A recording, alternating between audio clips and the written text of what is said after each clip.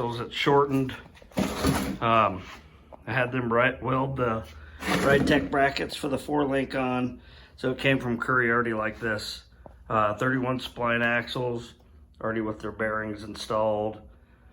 So the reason I decided to do this today was kind of sitting there getting a bunch of surface rust. So I just did a light sanding, and then I cleaned it off with some wax and tar remover. Did a few different coats. Then I'm going to tape all that up. I'm going to paint it black, and I'm going to use a stainless steel paint. So it's gloss black. It's called Steel It. It's got stainless steel in the paint. It's not cheap.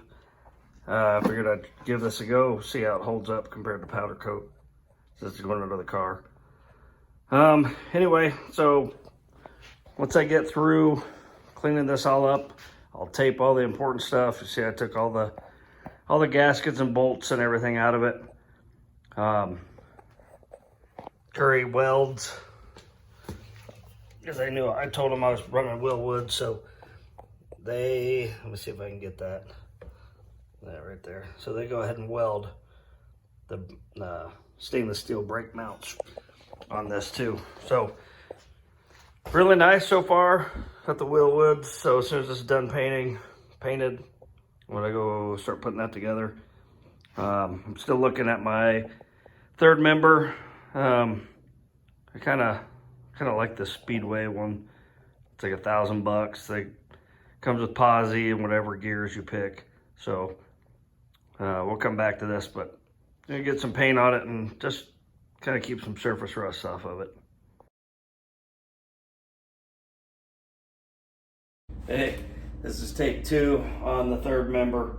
Had a little bit of a problem. Hopefully we can figure it out today. I could not get the posi side axle to go in. I thought something was wrong. I had to do some research. Turns out sometimes they're not lined up in there. So I took it all apart. I had to clean everything again.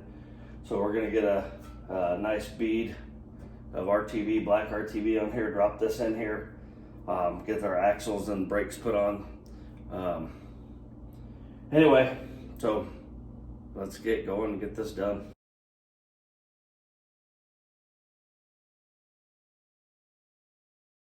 All right, so we got third member on, got our washers and our bolts. We're gonna get these put down here, torque them, the star pattern. Curry says 30 foot-pounds. So we'll get all these bolts set and these nuts in here, get it torqued down. Then we'll start sliding the axles, and hopefully we can figure out how to line that posi side. So stay tuned, let's see if we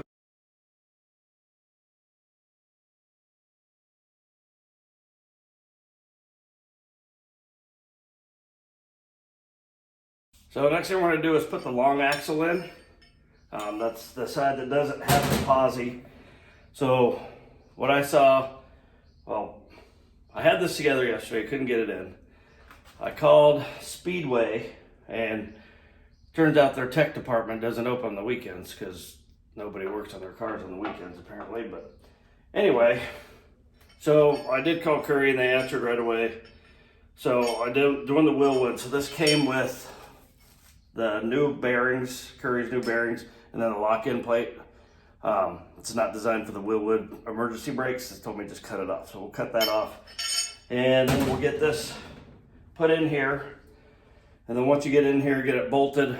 We gotta figure out a way to hold that axle. When we put this one in here, we need to use some kind of bar or some kind of leverage to pop this, to line up the posi.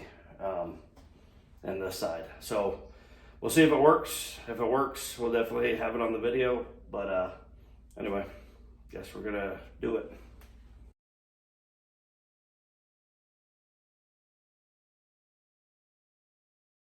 So I watched some videos from Curry when they put these axles in, and they recommend greasing where the bearings are gonna go, just to help with the ease of installation. So I'm gonna go ahead and grease these with some high temp axle grease.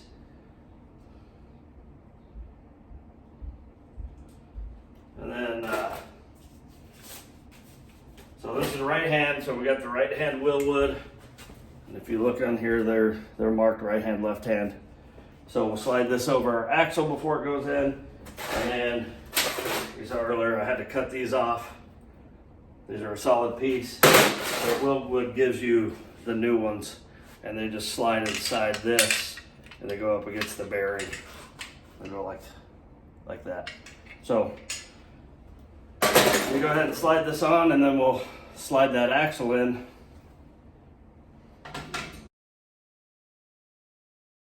So we got this thing mostly put in here. I do have the retainer clip in there now. Just be aware that it's not easy to get to, and you might have to use a screwdriver to help you put it on these bolts like I did. But they'll go, and then you can use your inspection hole or your, I don't know what they call that, to put your bolts on. So I'm gonna go ahead and get the bolts on. I'm not gonna torque it all the way down, but I wanna make sure it at least holds in here right while we try to mess with this side and get it lined up. This thing looks a little different than it did a minute ago. Yeah, while I was tightening these bolts, it fell off the jack stand, almost fell on the floor, knocked all my tools off. Some things were said. I'm not going to post that video because my mom watches. Yeah, so we're going to put it on here. I'm going to get this tightened in, and then I'm going to strap this thing down. So if I need to really torque on that side, I can. So I'll just run a strap around this whole tube, around this table, and lock it down. So anyway, be careful when you're putting these on jack stands and building them. They might tip over. These are snugged up. I'm getting ready to torque them right now. Curry recommends the size 3/8 or 1/2 inch T-bolts. These are 3/8 inch, so they're 30 foot-pounds. The 1/2 inch is at 50, but anyway, we're gonna get the torque wrench set, and then we're gonna do cross patterns in here so that bearing doesn't pull in one way or another and screw it up. So anyway, I will start tightening these down, and then we'll go to the other side. All right, guys, I've been trying to get this thing together for a day and a half now. So passenger side goes together real easy, slides right in. Everything's good. This is third member's torqued down. Got the brakes on pretty easy. I mean, it's hard to get your fingers in there. But really, what I want to talk to you guys and what I figured out, and I'm gonna grab the phone and get close to this because it took me a lot of reading and research to figure this out. And I just want to pass it on because I can't find a lot of videos out, if any, on how to do it. So lining up the posi side splines, there's 2 gears in there that have to line up. So let me just get the phone to show you a little closer what I did, and I finally got it in there. It took me about 3 minutes once I actually figured out the trick, but it took me a day and a half to figure it out. Here's what I did. So this is a passenger side. I took the socket and went through the inspection hole. You see there, put it on the bolt. And then I ran a strap from the upper forelink around that so it'd hold it in, and then to the pinion. So anyway, it holds this in. So why I did this is to keep this axle from moving. Because on this side, well, on this, they go straight in, no problems. It enters, it goes into that third member really easy. So on this side, there are 2 gears in here that when your axle goes in like this, it lines up, or it should line up, and mine were a little off. And I've read there's a lot of people out there that says theirs are the same. So what I had to do was put this into the first section of that, and it's, I don't know, maybe an inch or so, and then the second section it wouldn't go in. So what I read is try to go up at an angle, which I don't understand how you do that, because once it goes into that first inch, there's no angle to be had. So what I also read is if you can hold this still or that still, usually it's a 2-person job, but I'm by myself, so that's why I did that. So what I did was I grabbed this, and you can see this is still not in all the way.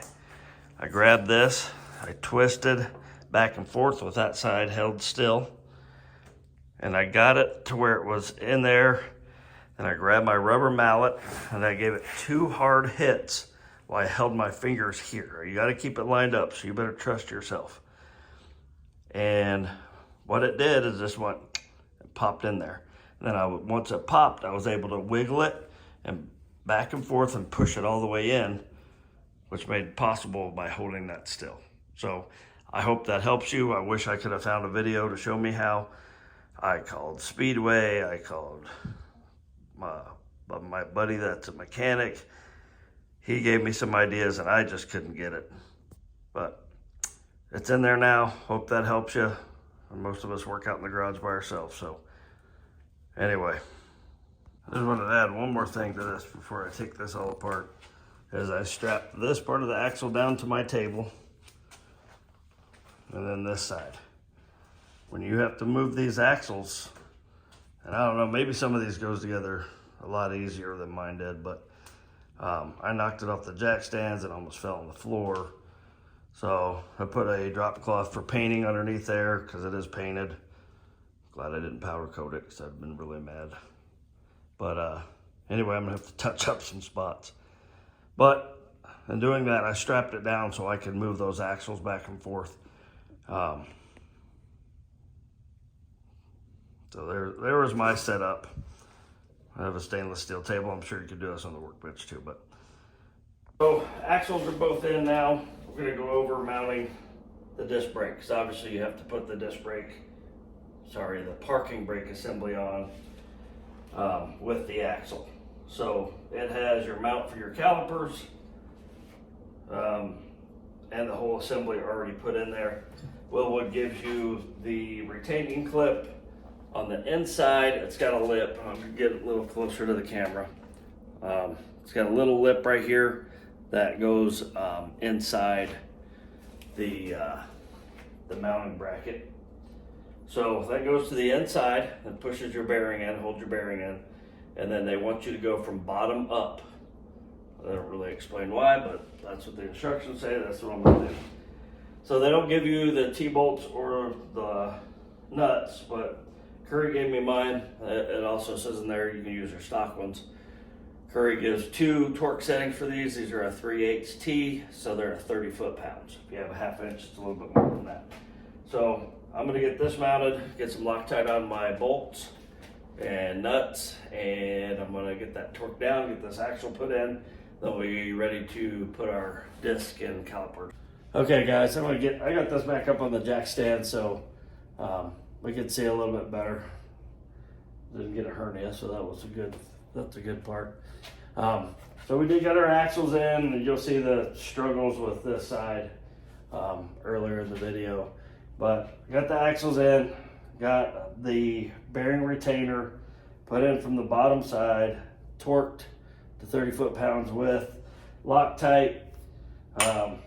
Obviously the emergency brake system comes put together like this, and the rotor mount. So the next thing we have to do is we have this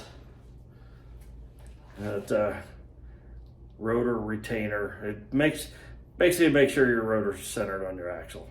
So thick part in, skinny part out. It just slides right over here like this. Got your rotor. Look at your arrows. Obviously we did the other side already, you can see, but just make sure your rotors are facing the right way. There's a nice big arrow on there. Then you got to find which one of these fits where your studs, and that fits mine.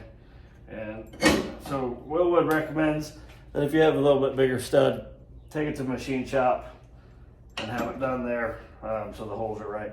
Mine fit, so I don't have to worry about that. Well, what I do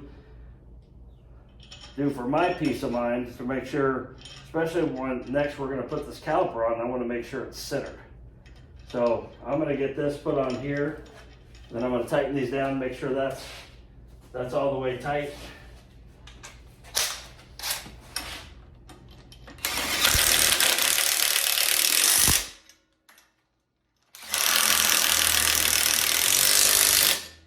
So I know that's nice and tight, that's where it's supposed to be. And the reason I think that's important is because we're going to center the caliper over the disc right now. So Wilwood recommends using two of their shims, the thinner shims, and they gave you a whole bunch in the kit. Looks like a washer, but it's a little thinner. They recommend 2 on each bolt. We have a bolt and washer that goes through that caliper. I already did the other side. Let's just say I took it apart 3 times to find the right measurement. So it's 1 spacer on this. So I know that, and they recommend both sides need to be the same. So what you do to one side, you do the other. So I'm going to go ahead and red light type this before I put it together. And we will get our calipers on and get the brake pads installed. And this thing is ready to get under the car. So as you can see, here's the 4-piston caliper bracket that's here. It's already mounted when you get this kit. It's mounted to that emergency brake system that you installed with your axle. So when you go to put these on, it's kind of a pain to get these on with that spacer in there. But if you just take your time, pull the bolt out just enough, hopefully you can get it in there, unlike myself.